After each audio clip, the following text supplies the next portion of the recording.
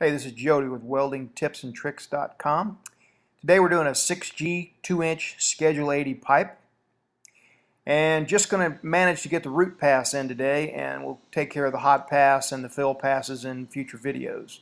First thing we're going to do is do a little fit up and tack. I've already cleaned it off, cleaned all the mill scale off about a ½ inch back from where the weld's going to be. Now, I like to use these little spacers, these little homemade spacers that I'm going to show you here.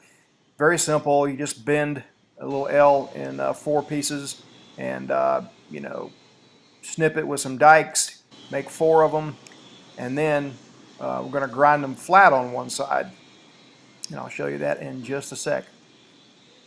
Little miniature bolt cutters too come in really handy for cutting the 1/8 wire, save you on the carpal tunnel years down the road. Once I got 4 of them, then I'm just going to one by one sand flat spots on the bent piece. And I'll show you why I'm doing that. You probably figured it out already, but I'll show you why later.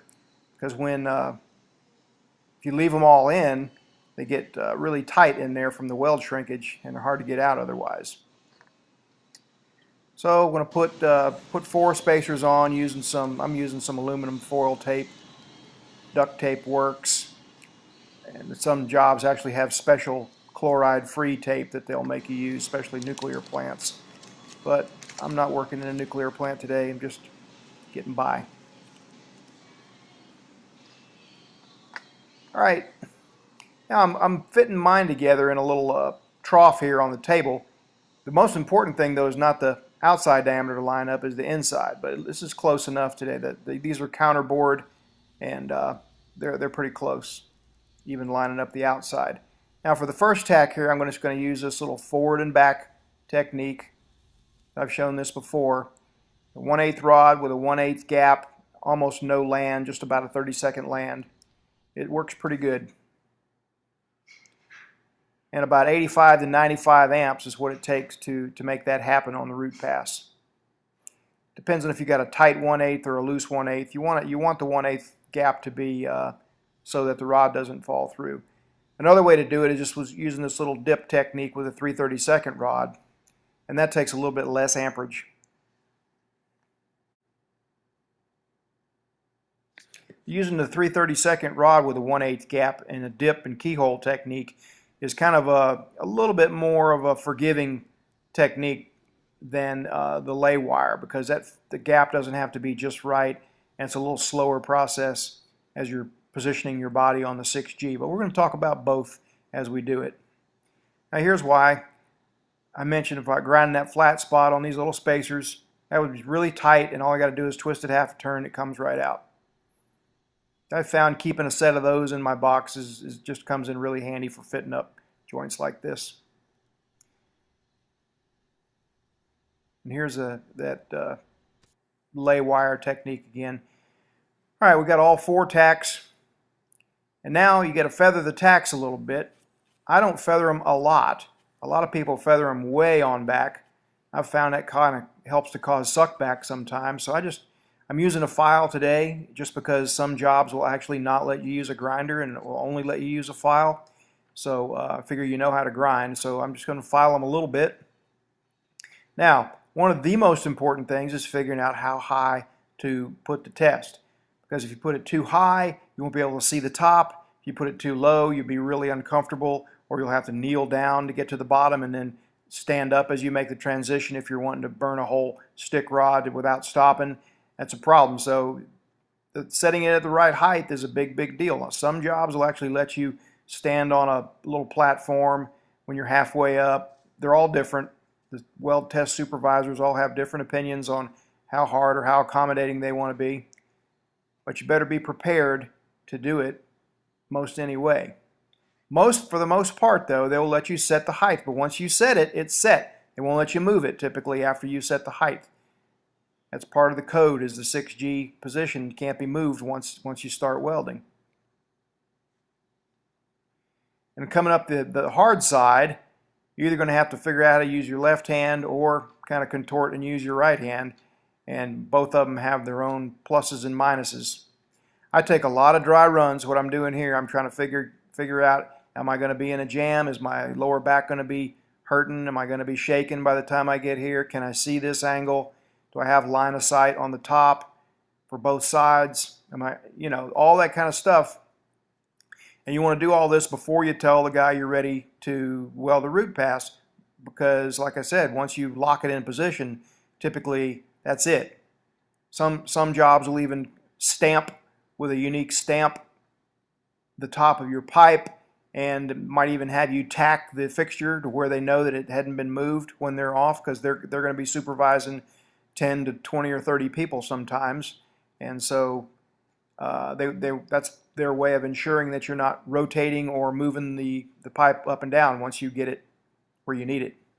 So spend enough time getting it where you need it, where you can get to the bottom and the top like you need to. All right, enough of that. Now I'm going to speed this up so you can kind of see the body positioning change a little bit as we go. And coming off the bottom, this little technique works really good if you have your fit up right, your gap right, and your amperage right. Just forward and back, forward and back. It's even forgiving enough that you can come back farther than, you know, you don't have to come back at the same distance every time. It still works. You can see me changing positioning as I get around this thing. That's what's hard about a 6G. And coming off the left-hand side, again, you've either got to put the torch in your left hand, or you got to figure out how to do it with your right hand. If the left hand, you just can't make it work. But same technique, a little forward and back, keeping a good tight arc and keeping a little pressure on that 1/8 rod into the puddle.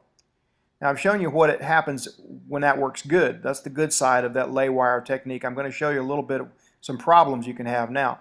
You lose contact there from not keeping pressure in the puddle, and it wants to keyhole and melt. It's going to do it again here. There we go. You got to kind of get it jammed back in there. And if you're on the top and it does that, it's really no big deal. It'll all blend together and fall through, but it can cause you little lumps and whatnot, and definitely not what you want.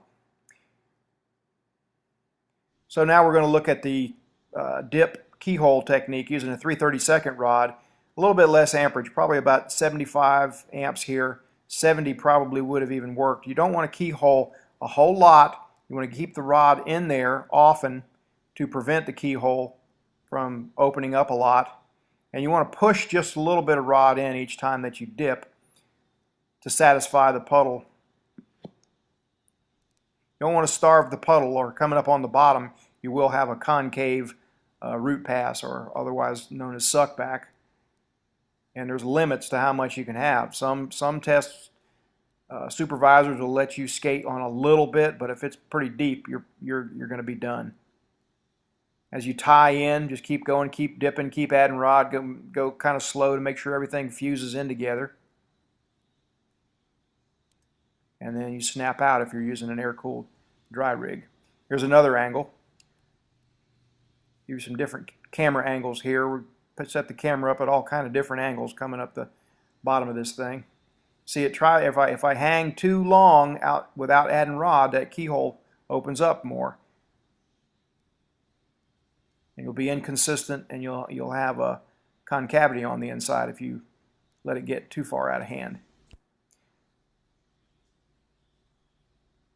All right, here, different hand coming up the top here. Really easy on the top. You can go just a little bit wider, and you're not really worried about pushing any rod too much inside. The gravity will pull it inside, no problem on the top. You just watch those corners, watch them barely keyhole a little bit, and it's a pretty sure way of putting the root pass in, because you are watching those beveled corners each time you dip, and you're seeing that it breaks the walls down. Slow down just a little bit when you get to the tack and make sure everything blends together. Make sure you consume the first part of that root, and then there you go. I got so many arc shots here, I might as well just show you more than is needed. You can always fast forward through this if you've seen what you need to see already. You can look at the land I put on that bevel there. This is a 37.5 degree bevel. Again, 2-inch Schedule 80 pipe. I've just barely got a land on there. Probably not even a 32nd of an inch. You can play with that a little bit. I actually like a feather edge for most pipe welding. But having a 32nd is not a big deal either. You have a little bit of leeway there. If you've got a feather edge, you really do have to watch that keyhole. It can get out of hand with you.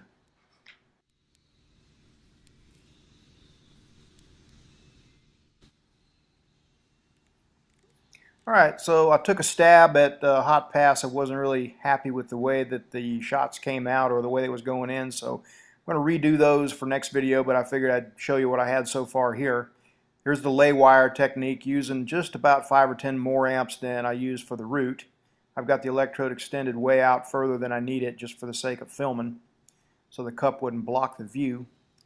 And then I'll show you this technique also. Basically it's the same except for I'm just feeding a little bit of wire in each time and then removing it from the puddle each time I come across. Both techniques have their pros and cons, but we will go more into depth on that in the part 2 of this video. I did go ahead and weld these out with stick, and so then I cut it right next to the weld just so you can get a peek at the root pass and see that it is poking through there pretty good. That's it for today.